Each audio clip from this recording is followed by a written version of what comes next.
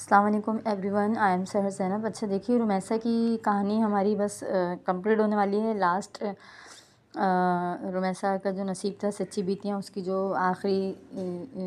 کہانی تھی آخری مراحل میں تھی، تو بس ہم اس کو کمپلیٹ کریں گے کہ رمیسا جو ہے وہ جب قریبی کلینک اپنی والدہ کو لے کے جاتی ہے اپنی والدہ کے کہنے پر، تو اس سے پہلے وہ اپنی والدہ کی چوٹیاں وغیرہ باندھتی ہے، تو وہ دیکھتی ہے کہ ان کی والدہ کی چوٹیاں ایک دم سے مڑ گئی، مطلب نیچے سے مڑ جاتی ہے، تو وہ اپنی والدہ سے کہتی ہے کہ اماں آپ کی نا چوٹیاں آج میں نے، مطلب وہ تو روزانہ ہی باندھتی تھی، لیکن اس دن ان کی والدہ کی چوٹیاں باندھنے کے بعد نیچے سے وہ نا مڑ جاتی ہے، تو وہ اپنی والدہ سے کہتی ہے کہ اماں آج آپ کی چوٹیاں نا ایک دم سے نیچے سے مڑ گئی۔ تو کہتے ہیں کہ جو لوگ مرنے والے ہوتے ہیں ان کی چوٹیاں مڑ جاتی ہے، تو ان کی والدہ اس بات کو ٹال دیتی ہیں۔ رمیسا صدقہ نکال دیتی ہے کہ ظاہر ہے صدقہ نکالنا چاہیے بہرحال، تو پھر وہ رمیسا گلی کے فزیشین کے پاس لے کے جاتی ہے، تو وہاں پہ ان کی والدہ کی طبیعت خراب ہو رہی ہوتی ہے، لیکن پھر رمیسا کیا کرتی ہے، گھر پہ آتی ہے اور اپنی بہن کو اور اپنے والد صاحب کو کہہ کے آتی ہے کہ کمپاؤنڈر کو کہہ دینا کہ کوئی انجیکشن یا ڈرپ وغیرہ نہ لگائے، اور پھر وہ گھر جاتی ہے، گھر سے فون کرتی ہے امن کی ایمبولینس کو کہ جلدی سے آ جائیں، پیشنٹ کی طبیعت خراب ہے، مطلب وہ اپنے گھر جاتی ہے امن کی ایمبولینس کو فون کرنے کے لیے، اور پیسے لینے بھی جاتی ہے کہ یہیں سے ہم امن کی ایمبولینس بلا کے اپنی والدہ کو بڑے اسپتال لے جائیں گے، تو وہ کمپاؤنڈر کو بھی کہہ کے جاتی ہے کہ کوئی ڈرپ یا انجیکشن نہیں لگانا، اور اپنے والد صاحب اور بہن کو بھی کہہ کے جاتی ہے کہ کوئی انجیکشن اور ڈرپ وغیرہ نہیں لگوانا۔ ہوتا یہ ہے کہ جب رمیسا جو ہوتی ہے جب واپس آتی ہے تو دیکھتی ہے کہ اس کی بہن تو میڈیکل پہ کھڑی ہوئی ہوتی ہے، لیکن جب وہ اپنی والدہ کے قریب آتی ہے تو کہتی ہے کہ میں نے امن کی ایمبولینس کو فون کیا ہے، بس وہ آ رہی ہے، ہم یہاں سے پھر بڑے اسپتال چلتے ہیں۔ تو ایک دم سے رمیسا دیکھتی ہے کہ جب وہ رمیسا اپنی والدہ کے پاس پہنچتی ہے تو دیکھتی ہے کہ ان کی والدہ کے ہونٹ جو ہیں وہ پیلے ہو رہے ہوتے ہیں، تو رمیسا اپنے والد صاحب سے پوچھتی ہے کہ کیا کمپاؤنڈر نے انجیکشن لگایا ہے ان کو یا وہ لگا کے گیا ہے، تو والد صاحب کہتے ہیں میں نے نہیں دیکھا، تو پھر وہ اپنی والدہ سے پوچھتی ہے تو والدہ بتاتی ہیں کہ ہاں وہ زبردستی انجیکشن لگا کے چلا گیا،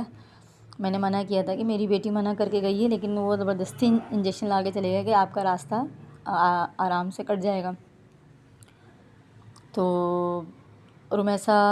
اپنی والدہ سے بس یہی پوچھ رہی ہوتی ہے کہ اتنے میں دیکھتی ہے کہ ان کی والدہ کے ہونٹ پیلے سے نیلے ہونے لگتے ہیں، پہلے پیلے ہو رہے ہوتے ہیں اور پھر آہستہ آہستہ نیلے ہونے لگتے ہیں، تو فوراً اپنی والدہ سے کہتی ہے کہ آپ کے ہونٹ پیلے سے نیلے ہو رہے ہیں، آپ دعا مانگیں کہ جلدی سے امن کی ایمبولینس آ جائے۔ تو ان کی والدہ جو ہیں آپ یقین کریں آسمان کی طرف دیکھتی ہیں اور کہتی ہیں کہ یا اللہ مجھے زندہ رکھ، میری 2 ہی بیٹیاں ہیں، یہ آخری الفاظ ہوتے ہیں رمیسا کی والدہ کے کہ یا اللہ مجھے زندہ رکھ، میری 2 ہی بیٹیاں ہیں۔ پھر انہوں نے رمیسا سے کہا کہ مجھے گھر لے کے چل لو،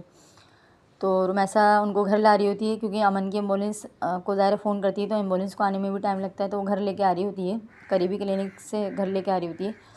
تو اپنی والدہ سے کہتی ہے کہ ہمت پکڑیں، پھر وہ دیکھتی ہے رمیسا کہ جب اپنی والدہ کو گھر لے کے آتی ہے تو امن کی ایمبولینس کو آنے میں ظاہر ٹائم لگتا ہے، تو وہ دیکھتی ہے کہ ان کی والدہ کی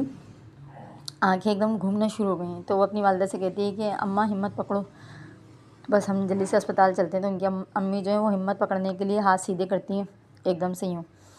تو ان کی والدہ والد صاحب سے ٹھنڈا پانی مانگتی ہیں، تو ان کے والد صاحب رمیسا کی والدہ کو ٹھنڈا پانی دیتے ہیں، تو ان کی والدہ جو ہیں تھوڑا سا ٹھنڈا پانی پیتی ہیں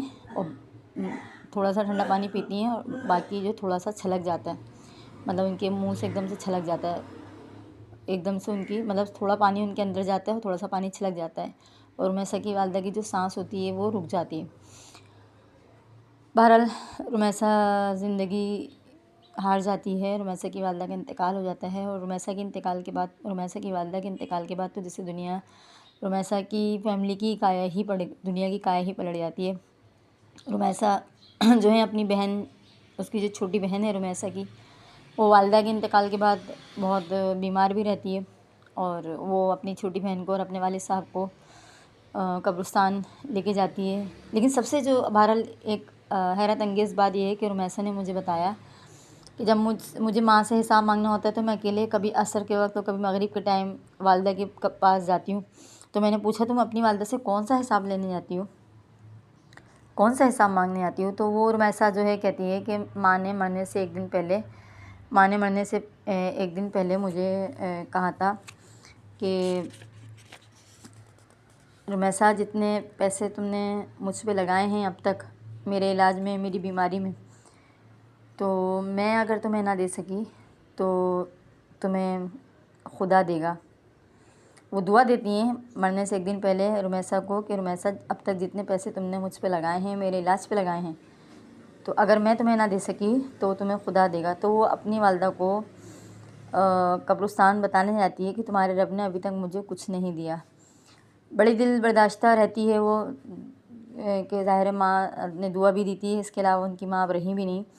تو اب جو کل رمیسا اتنا مسکراتی تھی،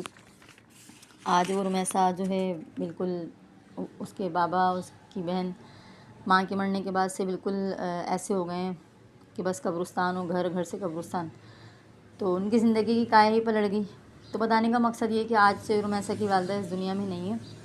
اور ان کی جو بہن ہے وہ ماں کے بعد سے کافی بیمار رہتی ہے، اور ان کے والد صاحب کی بھی طبیعت صحیح نہیں رہتی۔ رمیسا خود بھی بہت وہ رہتی ہے ماں کی وجہ سے۔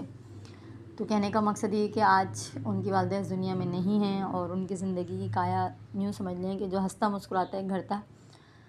وہ بالکل اب سناٹے میں آ گیا۔ تو کہنے کا مقصد ہے کہ بس دعا کیا کیجیے، نہ جانے کتنی رمیسا جیسی کہانیاں ہیں اس دنیا میں، سچی بیتیاں ہیں، اور